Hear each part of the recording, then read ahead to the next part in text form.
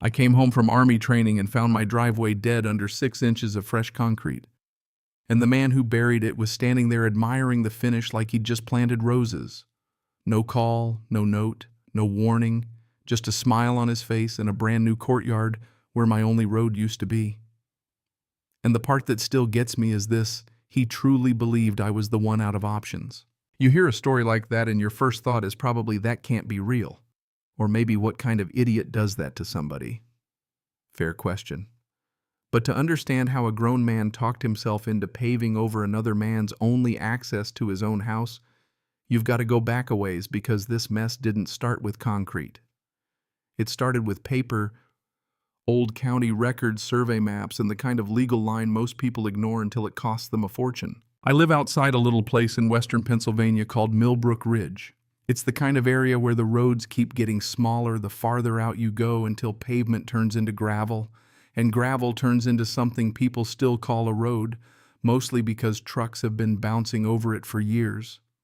My house sits behind another property back in the trees, tucked far enough off the main road that you'd never know it was there unless somebody told you. When I bought it back in 2009, the arrangement was explained to me. Real plain. The front parcel touched the public road, mine sat behind it, and cutting across that front parcel was a recorded easement, permanent, filed with the county, mapped out down to the measurements. That strip of land was my driveway. Not a favor, not a handshake, not one of those "we've always done it this way" neighbor deals that falls apart the second somebody gets greedy. It was legal access tied to the land itself, and it stayed there no matter who bought the front property after that. And that mattered because without it, I didn't really have another way in. Sure, on paper you could say there were other options, in the same way a person technically has the option to swim to work if the bridge is out. The far side of my place backs up to a rough slope and thick woods. Building a new road from the other side would mean clearing trees, cutting into hillside, moving rocks, spending money I did not have, all to replace something that already legally existed. For years, none of it was a problem. The front house belonged to Harold and June Whitaker, an older couple, retired school teachers, sweet people. Harold used to stand by the mailbox holding a coffee cup like traffic control for a road that maybe saw 3 cars on a busy day. I was in the Army Reserve, so I spent stretches of time away, but whenever I came home, life out there felt quiet in the best way. No drama, no nonsense, just trees, gravel, rain on the roof, and the same driveway I'd always used. Then Harold passed, June moved to Florida to be near her daughter, and the front property went up for sale. That's when Brent and Lydia Calloway showed up. You can tell a lot about people by the noise they bring with them. The Calloways arrived with contractors, luxury vehicles, drones, designers, and the kind of energy that says they don't move into a place, they remake it. Within weeks, the old Whitaker house was gone, leveled. In its place, they started building this huge modern place, glass, steel, concrete, sharp lines everywhere. It looked like something dropped in from another planet, real expensive, real sleek, real cold, the kind of house that photographs well and probably echoes when you talk in it. At first, I didn't care. Folks can build what they want on their land. The trucks were loud, sure, and for a while my drive in and out felt like threading a needle through lumber piles and concrete mixers, but construction ends. That's what I told myself. The first time Brent and I really spoke, he was standing near the build site in sunglasses, holding a roll of blueprints under one arm like he was auditioning to be the face of a development company. I slowed down, rolled my window halfway, gave him a neighborly nod. He asked if I lived back there, pointing toward my place, and I said, yeah, been there a while. Then he looked at the driveway and asked, casual as could be, whether I'd ever considered relocating that access road. Not changing it for safety, not adjusting it together, relocating it. That word told me plenty. I said it wasn't really up for debate, that it was a recorded easement, permanent and filed with the county. He gave me that little fake agreeing smile people use when they think money or confidence can eventually bend reality. Said something about redesigning the visual approach to the house cleaner lines from the road. I told him again, it's not decorative, it's legal access. He acted like he heard me, he just didn't act like it mattered. Then he went quiet for a while, and honestly, that should have warned me more than the conversation did. A couple months later, my unit called. Short training rotation at Fort Belvoir, about a week, nothing unusual. I packed a duffel, locked up the house, drove out the driveway like I had 1,000 times, and noticed Brent's black SUV parked near the temporary fence. He watched me leave, didn't wave. I barely thought about it. 7 days later, I came back around 9 at night. It had rained earlier. The road smelled like wet asphalt and pine, and everything felt normal right up until I reached the front property and hit the brakes. Because my driveway was gone. Where that gravel access lane had been for 15 years, there was now a broad, concrete courtyard, stretching from the new house all the way toward the road. Decorative planters, landscape lighting, smooth finished concrete still pale and fresh like it hadn't even been there long enough to collect dirt. And right through the middle of where my only access had always run, there was 6 inches of reinforced slab. For a second, I honestly wondered if I'd somehow pulled into the wrong property, which is hard to do when you're on the only road you've used for over a decade. Then the front door opened and out came Brent. He walked toward my truck with his hands in his pockets, calm as Sunday afternoon. I rolled down the window and asked the only question that made sense. Brent, what happened to the driveway? He glanced back at the courtyard like he was seeing it for the first time. Oh, that, he said, real easy. We redesigned the front approach. I stared at him. You poured concrete over my access road. He gave this tiny shrug.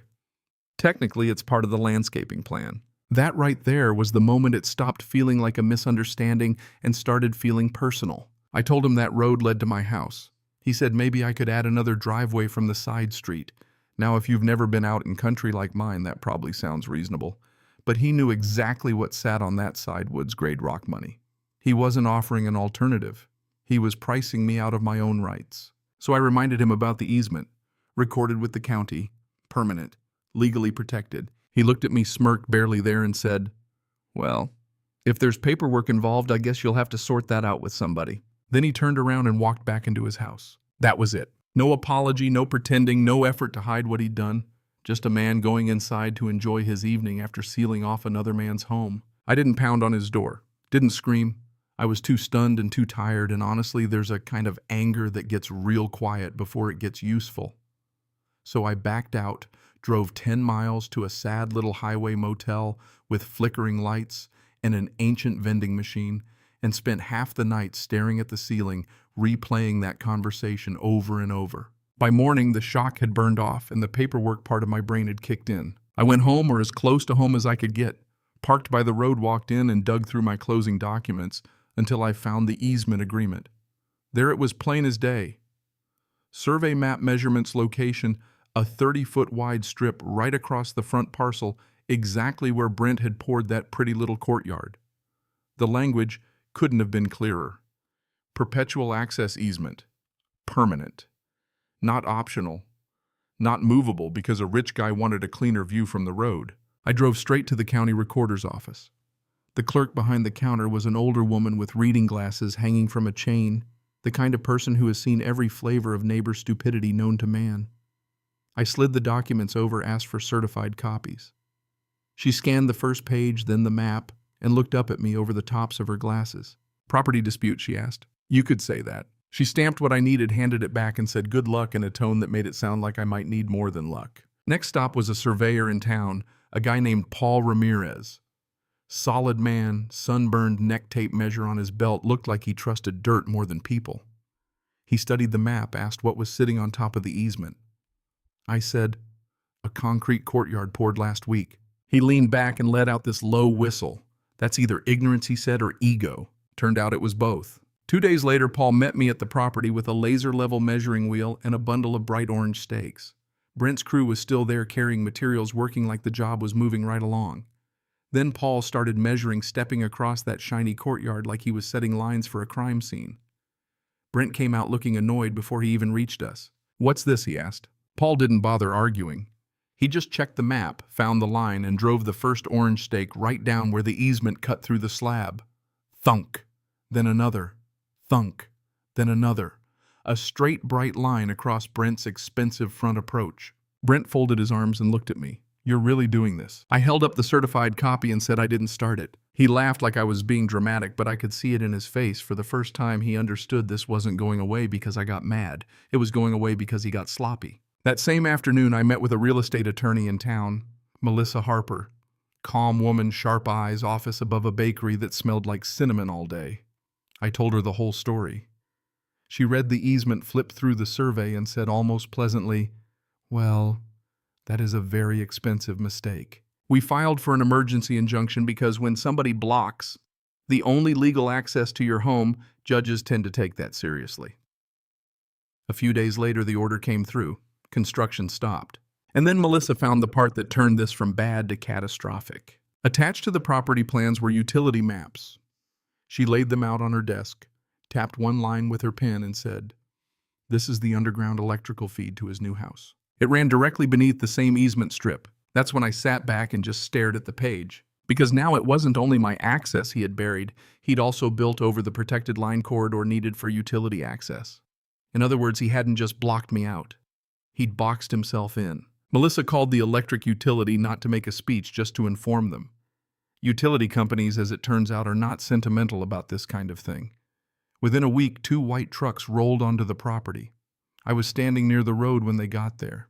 Guys climbed out with clipboards and warning flags, walked straight to the courtyard, and Brent came outside, already irritated. I couldn't hear every word, but I heard enough. Easement violation, line access, cannot activate permanent service. Then Brent's voice got louder. "You're telling me the whole house can't have power because of that?" One of the utility men answered, calm as a church deacon. "Yes, sir." And just like that, his giant dream house became a very expensive sculpture. No permanent electricity meant no occupancy permit. No lights, no HVAC, no appliances, no moving in, no pretending this was all cosmetic. The crews packed up soon after, and for weeks the place just sat there, all glass and concrete and silence, with those orange survey stakes cutting through the middle like a scar somebody forgot to hide. I'm not going to lie to you, driving past that place during those weeks gave me a kind of quiet satisfaction I'm not especially proud of, but I'm not ashamed of it either.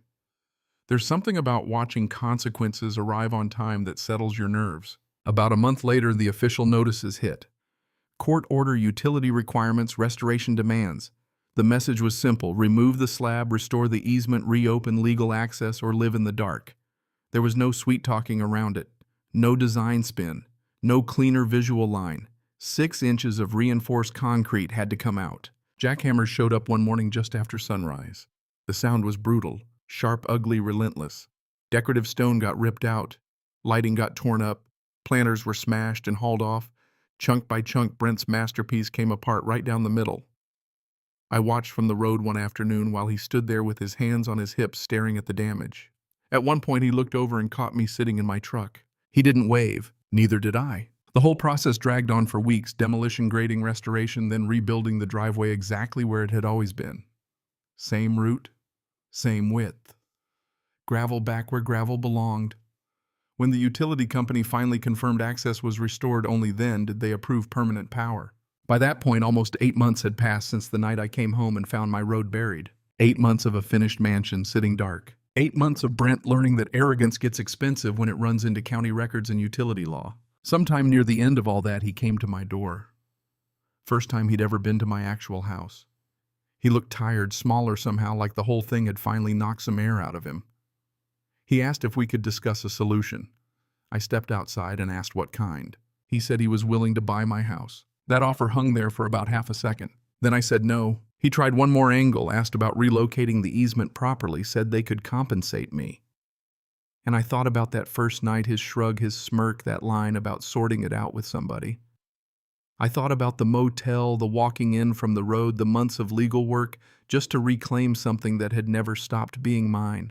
So I gave him back the same calm he'd given me. Number. He nodded, like deep down he knew that answer was earned, turned around and walked back down the driveway he'd tried to erase. We never had another real conversation after that. The mansion eventually got power. People moved in. From the outside, I guess everything looks normal now. But every time I drive past that place, I still see the ghost of that courtyard, and I remember something I didn't fully understand. Before all this, some people don't believe in rules until a bigger rule lands on top of them. They think money is muscle.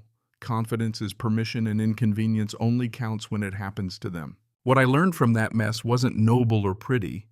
It was simpler than that. Paper matters. Quiet people matter. And the rights you don't defend have a funny way of disappearing under somebody else's plans. So I'll ask you this.